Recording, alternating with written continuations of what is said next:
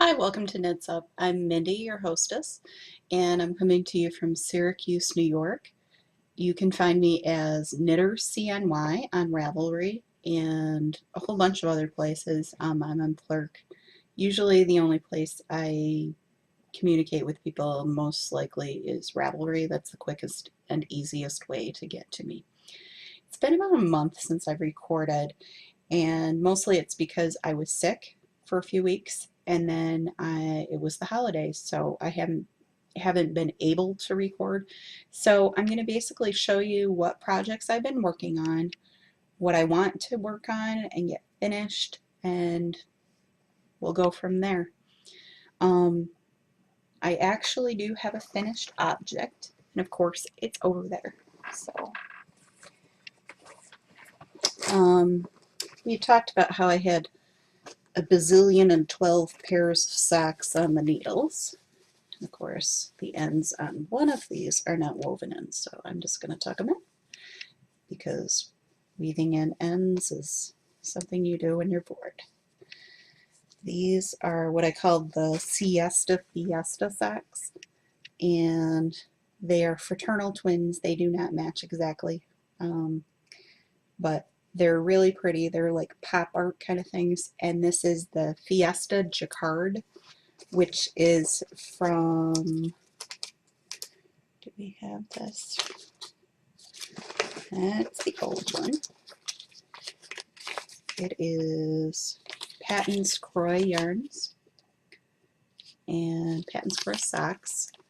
Like I said, the color is, yeah, that's not going to focus, Fiesta Jacquard. And so it's wool and nylon. They're really, really thick. And then I use some reinforcing thread, the elastic woolly nylon that I got from the sewing store, just on the toes. I don't think I did it on the heels on these ones. But it's your standard 64 stitch sock, reinforced heel, like the slip one, knit one across, and then slip one, knit all the way across on the back side row. So it's got a heel flap and a gusset and a whole bit. Gusset, that's that weird little thing right there. That's how I usually make all my socks. It's very easy. I've made probably 15 or 16 pairs of socks that way, and it's just easier to make them. I know that pattern by heart, and it's just so easy to make. The rest of these are in progress kind of things. Some of them are partially finished. One of them that's partially finished is this, which is really pretty. You can really get the colors there. These are the Cherry Swirl Socks by Fleece Artist. It's a free pattern.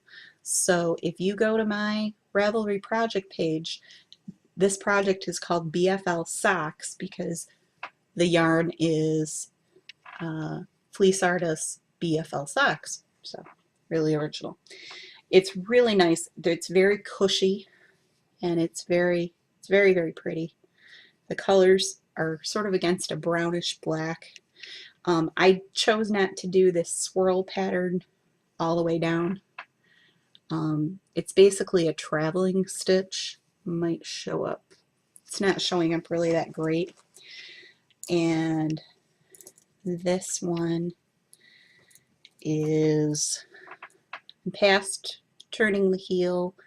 I've picked up the stitches around the heel flap and up and around, and I'm starting to do a couple of do the gussets. Basically, this pattern repeats on the top, but I chose, like I said, I chose just to do a plain stockinette foot because they're going to be in sock. They're going to be shoes. Nobody's going to see them. But I really like the BFL sock. I have another Fleece Artist ball of yarn that's not BFL socks. I think the one I've got has wool and mohair and maybe some nylon in it. So that'll be the next pair of socks I do. And I like this pattern because it sort of breaks up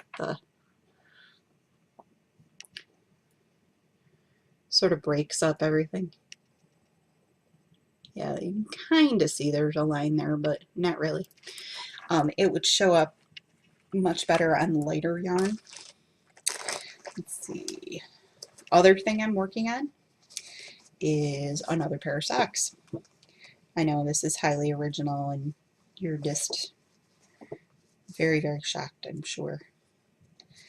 If I can get the bag undone. These are, nope, that's the wrong bag. Okay, bag number 2 is some yarn that I bought, I think it was either 2012 or 2011 at Rhinebeck, although I could have bought it locally. If you're in the Syracuse area, Yarn Cupboard that's in Jamesville, New York carries this yarn. You can order it online from Holiday Yarns.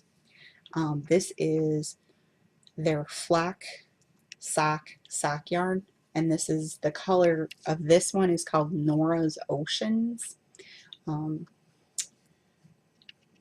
The daughter of the owner of Holiday Yarns paints this particular one. It's a striping, but it's kind of more like a pooling thing. It's not striping straight across. It's more like barber pooling, which I really like. It's a nice highly twisted yarn. Go like this. Color kind of washes out there, but you can see it's a very tight twist on that yarn. Really smooth, really nice to work with. Excellent stitch definition if you were doing some sort of a pattern. But like this has enough going on with the colors pooling and stuff that I didn't want to complicate it by doing anything else. Again, it's a heel flap with the gusset, so the foot will come out from here. And it's a 64 stitch. I'm using the Hiya Sharps one circular on this, and I'm magic looping it. The other one I was using just regular Hayas, and that's just working really well. That was what I had, so that's what I'm using. Let's see, what else have I got? More socks. I know you're shocked. This is another pair of socks that at one point this was one sock on one needle about 2 years ago. And it wasn't going anywhere. It wasn't doing anything. I don't know why. You know, maybe I didn't like the yarn at the time. Maybe I just didn't want to make socks, or it became spring or something. So I decided just rip it out, just rip it back, frog it. So this is what I have so far. I'm doing two socks on one circular, so magic looping it. These are the Addy Turbo sock rockets, sock rocket needle. This is a US size 1, 2.25 millimeters. That's what I do all of my socks on. And the yarn is Knit Pick Stroll that I bought. It's I think it's multicolor paisley or something like that, or violet paisley. I think the color's still available. I bought this a couple of years ago when they had a Cyber Friday, Monday, whatever sale at Christmas time. And it's basically violet and some teal and a pink in there. It's, you know, it's pretty steady, simple sock yarn. Not as high of a twist on this as there is for the flock sock. I think I'm probably going to order more flock sock eventually once I get through all of my sock yarn, which could take me a while. Last sock in progress. And I think this might actually be at the same spot that it was last time, but I'll show you just anyways. This is on Hiya Sharps, but they're double point needles. Point on either end. And this is another top-down sock. And this is, I think this is the weekend print. If I remember correctly, it's Kurtz are On Your Toes that I got on sale at Tuesday morning. I think for like $6 or something crazy like that. So I don't really care.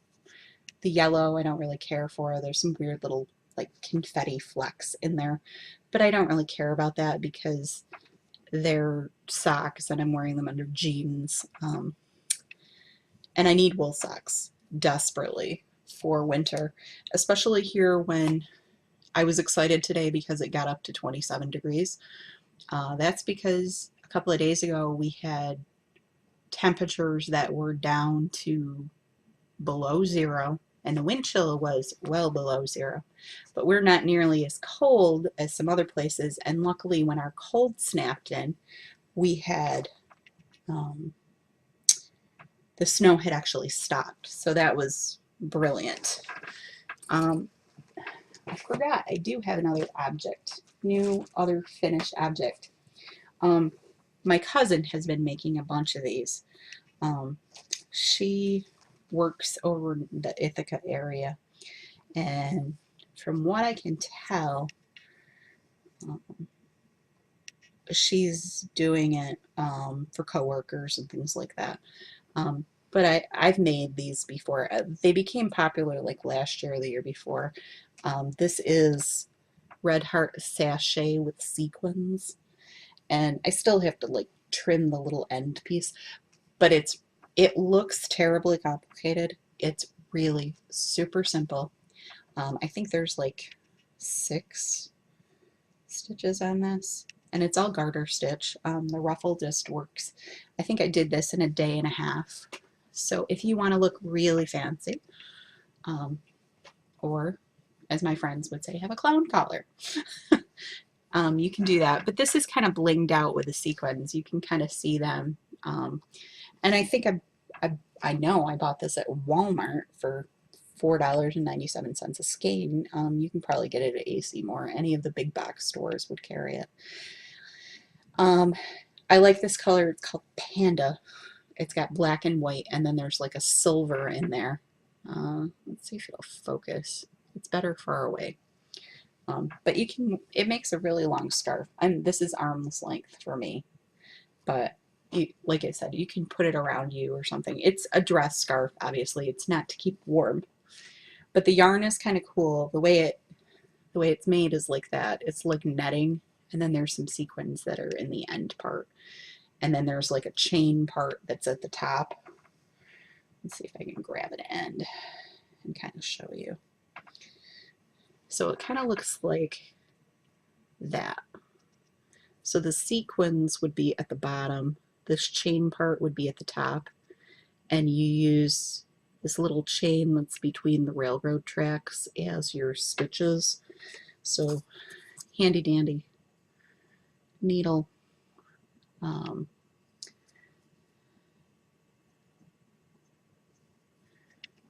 You'd put it through like so, and you have so many stitches on there, and then you just basically pull it over the top of each other.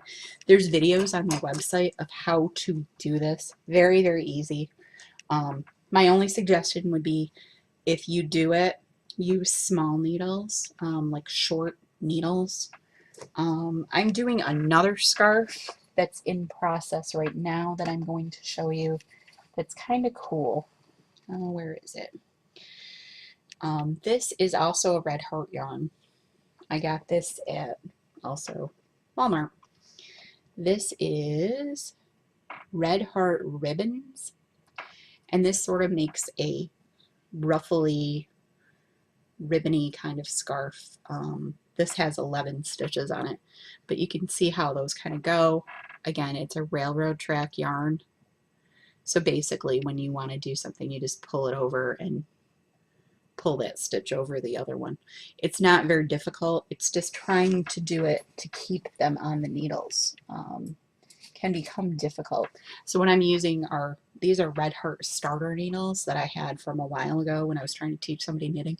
They're very short. I think they're like 7 or 8 inches, but they've got a little knob on the end, and they're plastic, but they're short so they don't get the end caught in, you know, other railroad tracks and stuff like that. The other thing I would suggest is, if you're doing it, use wood. Let's see. I mean, obviously, you could use double points, but it would fall off the end. Maybe a short double point, maybe a short needle. You might be able to get away with a 10-inch, but the wood would be nice because it would grip here. This plastic is pretty good. I can go like this and it doesn't fall off. Aluminum needles or nickel-plated needles with this, probably not a great idea because they are slick, and this slides pretty easily. And it's the kind of project that if you're going to lay it down, you want to really lay it down on the table. So that's that part. I've also got a shawl on the needles, but I haven't done anything with it, so we're not really counting that. The sweater I started working on is at the same spot it was. That's the side-to-side sweater with the Norville, Deborah Norville Everyday yarn. Everyday worsted. That's, I can't even remember what the colorway is, like Moon Rocks or Moonbeam or something like that. It's pretty. The other thing I've been doing is spinning. I've got 3 things to show you in spinning. The first of which is, where is it? The first of which, trying to do all this stuff and get all this stuff in front of me. Let's try and show you. Okay, so what I had gotten was 2 of the Icelandic roving color samplers, and I got them from Trinity Farm. They have registered and Icelandic sheep. They're local in Aurora, and they were at the Finger Lakes Fiber Festival when I went this summer, fall. And so there were 4 colors of each, and they were like color progressions basically. So what I did was I spun lightest to darkest and on a spindle, and then I did a 2-ply. I don't know how many yards I have. It has not been washed, it has not been stretched, it has not been thwacked, whatever prep you think there should be, it has not undergone that prep. But you can clearly see, and I like to go this way, you can clearly see there's a color progression. I started out with the cream on cream. Then I went to kind of a light fawn color with cream to a grayish with cream. It's just showing up a lot more brown than it actually is. Let's see if I can do this way. I'm going to show it against a blue bag. Maybe it'll help it. Yeah, that's pretty accurate. So we have light to dark, and then the final, this is like a medium darkish, and then the final dark stuff is that. It's really, I guess you would call it primitive, because it is not pristine by any means, but it'll work. I'm going to make it work, and it'll be pretty, and it'll be nice, and it will be something. I'm thinking maybe like a really small shawl or something like that because of the color progression in it. You can kind of see I got all those colors, and basically out of that 8, there were like 8 little batlings of yarn for roving. You get a lot of color variance, and these are like the natural colors of it. It's really soft. It's a lot softer than I thought it was going to be. As I was spinning it, you can feel it's very, it makes my hands soft as I'm touching it right now. There's a lot of lanolin in it. And I didn't think it was going to be that way because the Icelandic yarns that I've used in the past have been Lopi and Lopi Light, which are from Iceland, and they're a single spun yarn. So there aren't any plies or anything in it, and it's very primitive. It has a lot of air in it, a lot of air. You can make those Lopi sweaters that are the big ski sweaters. Is the only thing I can describe them as. So basically what I made is this pretty nice yarn. and toss it in my little plastic bag with their card, because I may order more stuff from them later. But all in all, it's not a bad little yarn. I like it a lot. It came out pretty, not complicated. The spindle that I used for that is the Shocked high-low spindle. I have other fiber on it right now, but basically this is the high-low spindle you can use as a bottom whirl spindle. That's why this groove is here. You can put a little half hitch here and use it like that and spin bottom whirl, or you can use it like a top whirl, which is how I use it. I think I have the lightest one that they make that's less than an ounce. It's really nice.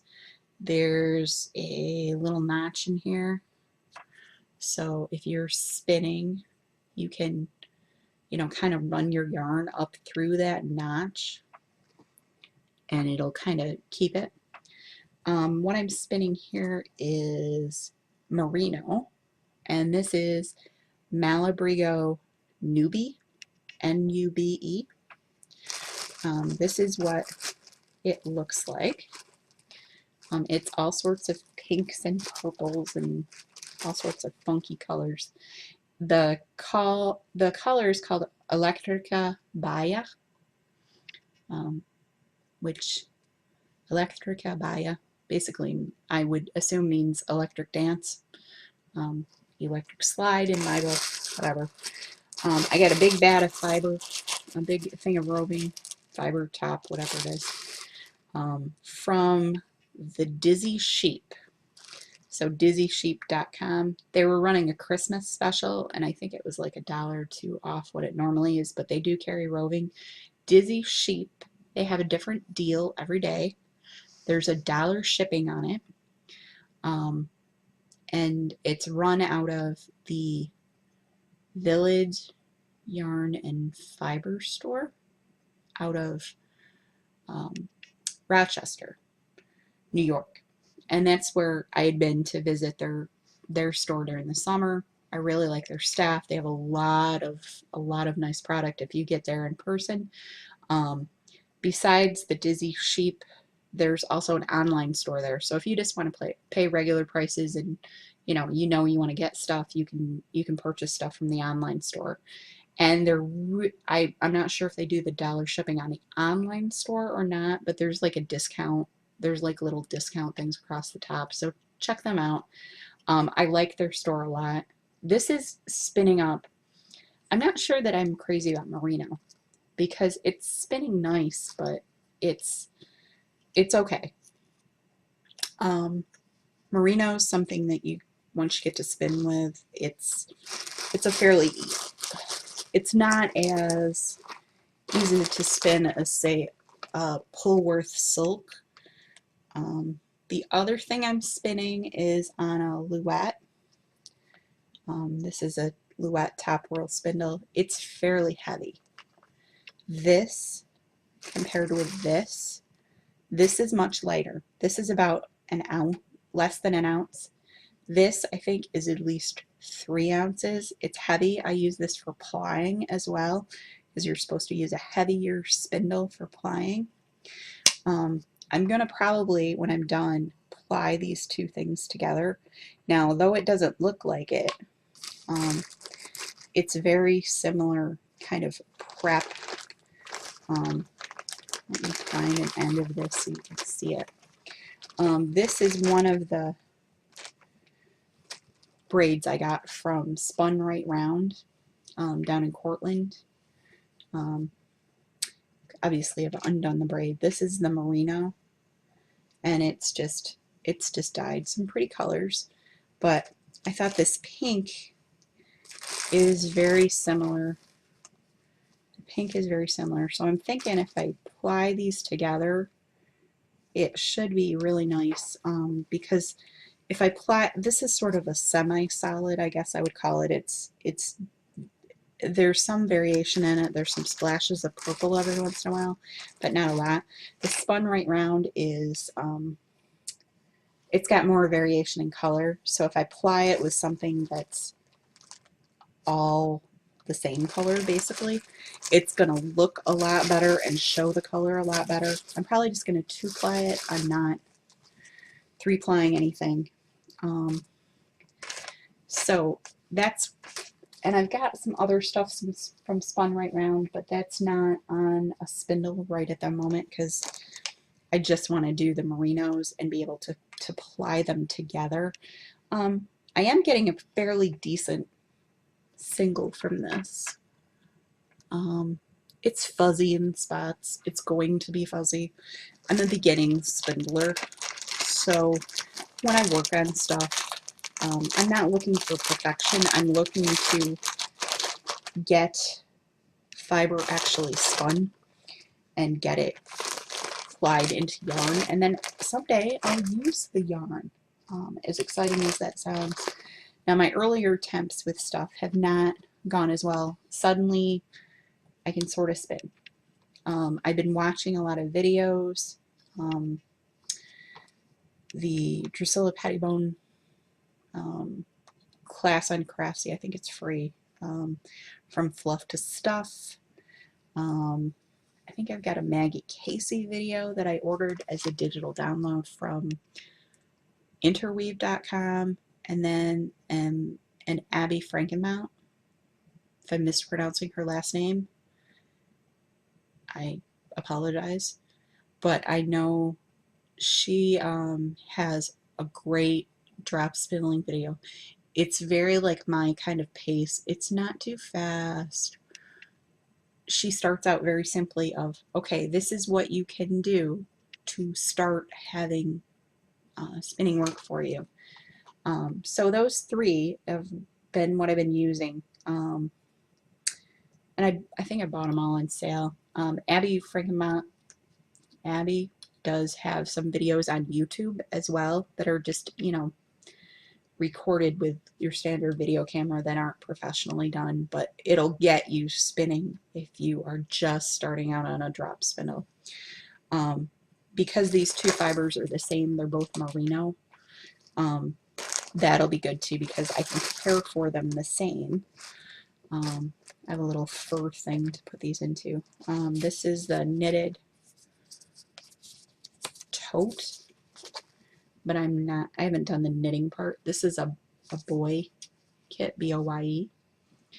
And you get the bottom part, and then there's a little ribbon in here to attach a knitting thing to. You can make like a little project bag out of it, but basically it's like a sheepskin, but not sheepskin. It's sort of lined inside and then smooth on the outside. I'm using that to put the spindles in and 2 4-ounce bags of fiber. Oh, and the color for this one right round is Late Frost. You can find Spun Right Round on Etsy too. Fantastic prep for everything that she does. She has a really good color sense. It's very easy to use. I'm not sure if she's still operating the store in Cortland or not. I'd kind of seen a note, but I wasn't sure. So obviously, you know, if you're planning on going there, call them first. Find out what the hours are, especially with the holidays and stuff like that. You can find links to everything on my projects page. I put everything up there. The fiber, I believe, is either under spinning projects or stash, and that'll send you links to the Dizzy Sheep and to Spun Right Round. And I don't know if Trinity is up there or not, but I've linked Trinity in a past show, so I'm not really going to do show notes per se because it'll be the same 6 projects over and over and over again. Last thing is a bit of not exciting stuff, but you know, it'll work. I'm using a crochet hook, which of course I can't find right now. I'm just doing, this is Sugar and Cream that I bought from the dollar store when it was being acquired by Spin Right. No, that's not right. That was peaches and cream. This is just plain sugar and cream. The color is called Americana Ombre.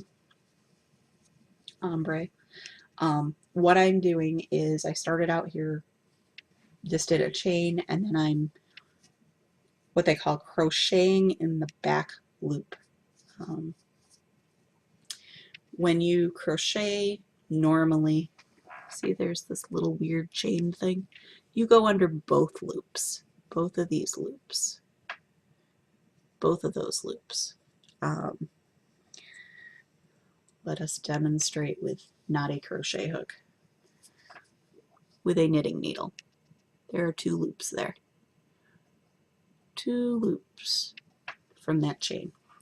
When you crochet in the back loop, you go under 1 loop, and you go under the back one. So there gets to be a little ridge. What happens when you do that is you get a little accordion pleat thing going on, and it makes like little ripples, like so. I'm just doing a really simple dishcloth. I'm just gonna crochet in the back loops until I think it's wide enough, or until I'm done with the ball.